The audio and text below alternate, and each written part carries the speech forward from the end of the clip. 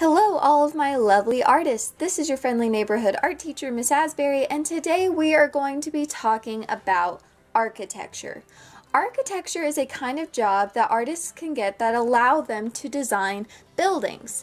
And buildings, as you know, we have needed since the dawn of time as a kind of shelter. But architects, take it a step further by making buildings look cool, look interesting, and pleasing to the eye. So that's something that if you want art in your life as an adult, that's something that you can do. So we're going to be talking about architecture around the world. We're going to be our own architects, and all you're going to need is a piece of paper, a pencil, and hopefully something to color with. If you're more of a black and white person, that's fine too, but we'll get into that later. The first thing you're going to want to do is put your paper in the landscape orientation, and you're going to take your pencil. I'm using Sharpie to make it easier for you to see, and you're just going to go below halfway and draw a horizon line. Remember, our horizon line separates our sky from our ground. And then once you've got your horizon line, you're going to take your paper and you are going to fold it into thirds. Now the way I fold my paper into thirds is I'll take one side and start to turn it over, and then the other side and start to turn it over, and try to get this edge lined up with the fold of the paper here. So once it looks like a good even burrito shape, press down, crease it on both sides, just like that, and then unfold. And it may not be perfect, but that's okay. But now we should have our paper separated into 3 sections with our horizon line in all 3. Now the reason we're doing this is because we are going to draw 3 different types of architecture. This one on the left is going to be an American home, things that we see around us. The one here is going to be something from Japanese culture, and the one here is going to be from the Indian culture. So without further ado, let's get started. So starting with our leftmost section, we're going to do the American home, and this is going to be the easiest one because it's something you already know. You see it every day. So you could base it after your own house or maybe one of your favorite houses that you've seen along the road. It's up to you. So they're fairly blocky in my opinion. You might start with a main structure, the main part of the house, and I'm going to do just a rectangle shape there. And for your roof, you might have like a triangle shape if you want to be really basic. I've seen houses that have kind of a trapezoid up here. Usually we have like shingles, so I'm gonna do some lines. Really with this project, details are gonna be the most important thing. If you have a roof that's just a trapezoid with no pattern or anything, it's gonna look kind of boring. So I'm doing a crisscross pattern to kind of look like shingles. What else on the roof does an American home usually have?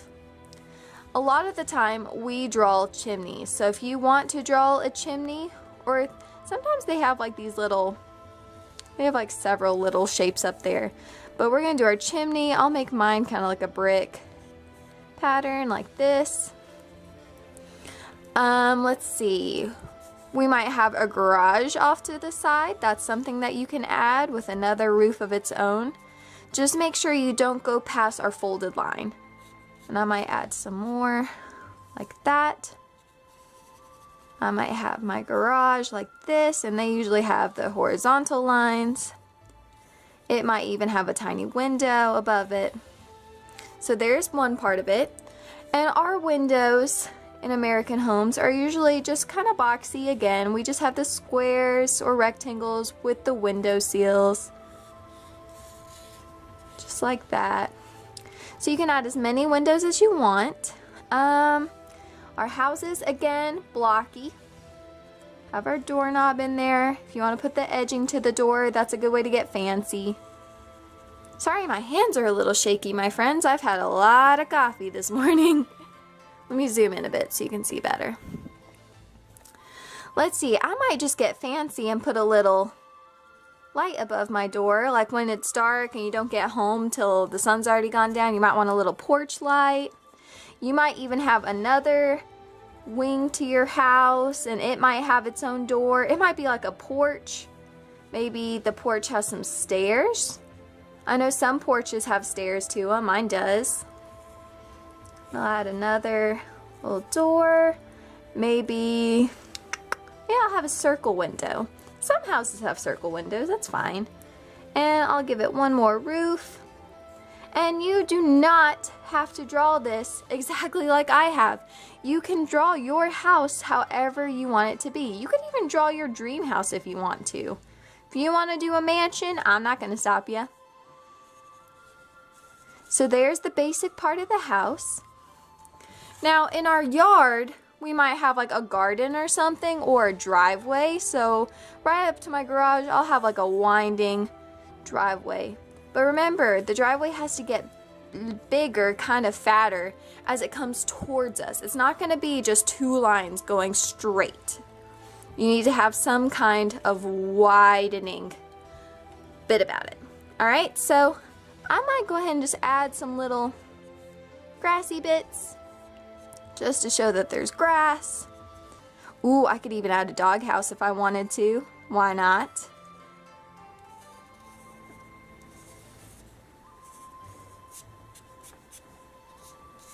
Alright, and there's my American house. Ooh, don't want to forget the sky. The more detail, guys, the better your artwork is going to look. Remember, I am happy with your art as long as you give me your best. So that includes adding details in your sky, like a sun, clouds, birds, maybe even an airplane. I could do an airplane. Something that looks kind of like an airplane at least. I've only ridden in an airplane once before, so don't judge me.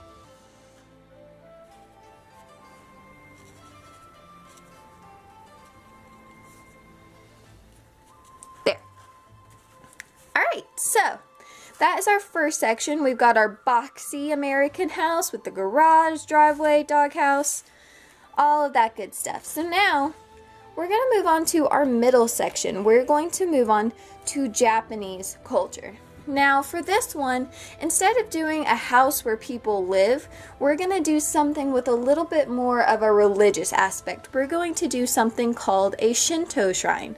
This is where people would go and pray to the ancestors or pray to specific gods, just depending on what those people believed in. So for a Shinto gate, this is really easy. You're going to start with just one skinny line, kind of close to your fold line. I'm going to say, here's my fold. I'm going to go just maybe 2 fingers over here. And I'm going to draw one vertical line, 2 vertical lines, making a super skinny rectangle. Then I'm going to go about 3 fingers over from there. And I'm going to do 2 more vertical lines. Just like that. So then above those skinny lines, we're going to do the roof.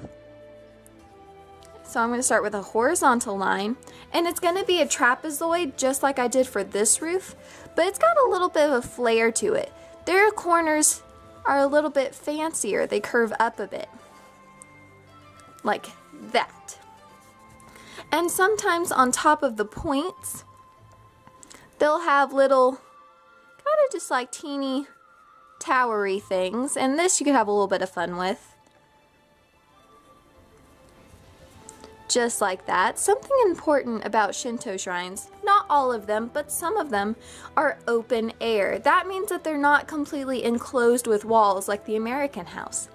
Most of the times they kind of remind you, without the color, you might even mistake it for a picnic shelter or something at first, at least the most basic ones. But the biggest thing about this is that they are usually red. And that's a way that you would be able to tell a Shinto shrine just from looking at it. Now I'm going to go ahead and add a detail here. I might make my roof here look kind of like snake scales. And the way I do that is I just make a bunch of half circles, and the next row touches the middle of each half circle above it, just like that.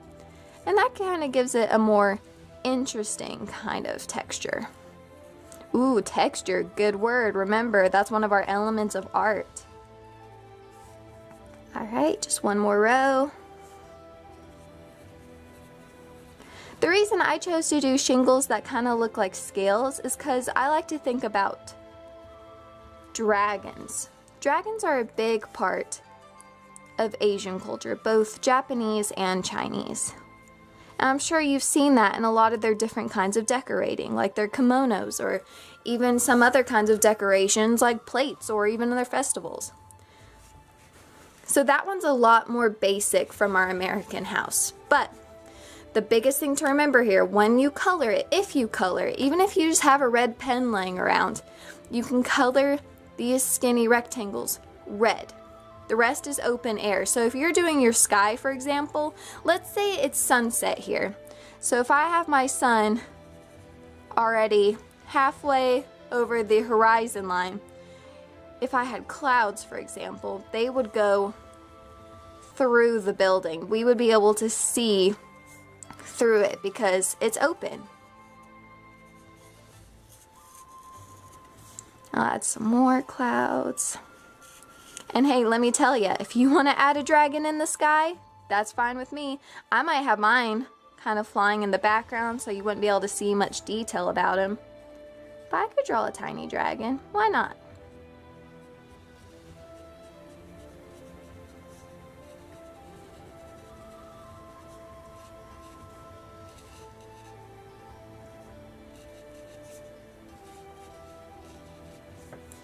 All right.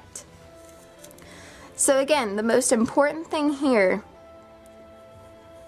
is detail. I'm going to add some stairs here. To do stairs that are kind of coming towards us, it's just a lot of skinny rectangles on top of each other, but as it gets closer to the bottom of the page, as it gets closer to the audience, they get longer. Now, once I get to my fold lines here, they'll be about the same. I can't make them any longer, so I just won't draw the skinny lines here to make it look like they're still going. So there is our Shinto shrine. Now the last one I said we were going to be talking about, we've got America and Japan. Now we are going to represent India. Now India, most of the time their architecture is very colorful, and they have one unique thing about them that makes it different. This is going to be kind of like a palace. So I'm going to start with just a rectangle shape. A lot of the time architecture does start with like a main rectangular shape. And I'm going to draw two skinnier rectangles off to the side, kind of like how we did our garage in America. So far, this could be an American home. The biggest difference is instead of a trapezoid roof, you're gonna do a big dome shape. I like to call these onion domes because, let's face it, they look like onions, but they have very decorated textures to them. So for this one, I'm gonna do some colorful stripes, or they will be colorful once I color. But they're always fancy. You could even put like a little thing there like that. It's almost like it's wearing a fancy hat. And their doors are usually not so blocky like in America. Usually theirs are more like half circles or half ovals. So I'm going to add some of those in. Okay, now on here I could even add some smaller domes like this. And I might do more patterns on these domes. Like that, and have some more windows. And some stripes. So this one's all about pattern in India. They really wanted people to stop and look at their buildings. They also had these big towers. So I'm going to make it look like it's hidden behind my structure. And a a lot of the times you would find these in their kinds of churches, which are called mosques, and the towers, what we're doing now, were called minarets. Kind of makes me think of the word minerals, but it's minarets. And they were just towers that you would find in a lot of their architecture. They did represent something in their religion, and I can look that up here in a second.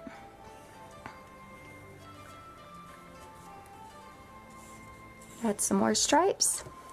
Alright, and there we go. Now I think for their yard, this isn't really a place where people, like a family, would live. This was more of like where the ruler would live. There's even one structure in India called the Taj Mahal, and while many people thought it was a palace, it's actually where one of the rulers buried his wife. He made it as a dedication to her after she died. But in the Taj Mahal, they have like this huge man-made pond. So I'm going to do 2 diagonal lines going out from it to be like the water. Just like that. Now, they probably wouldn't have grass in their yard because it's probably more of like a arid, a deserty thing. So I might put some dots for some sand. And Japan might have some grass now that I think about it. Alright, and I'll do my sun here. Do a couple of clouds. Might make these a little bit wispier. Alright. Now let me go check on the purpose of the minarets and then we will be done. Alright, I looked it up, and the minarets are very important for the Muslim religion in India, and people would use it to call these people who believed in this to prayer 5 times a day. So these were kind of an icon for them to remember to pray. But without further ado, that is our project. If you just want to do a little bit at a time, that's completely fine. If you want to work on one section now, another section tomorrow, another section later, completely fine. Just please remember, once you're done, you can take a picture on your camera app on your computer, and then you can send it to me on Schoology. We should be on week 19. So on the art page, actually, if you're on this video, you should have already found it, so I don't even need to tell you that. But please remember to put it in the Dropbox. That's in our weekly folder, week 19. But without further ado, that is our introduction to architecture, and I'm signing off. Bye, my friends. Have a wonderful week.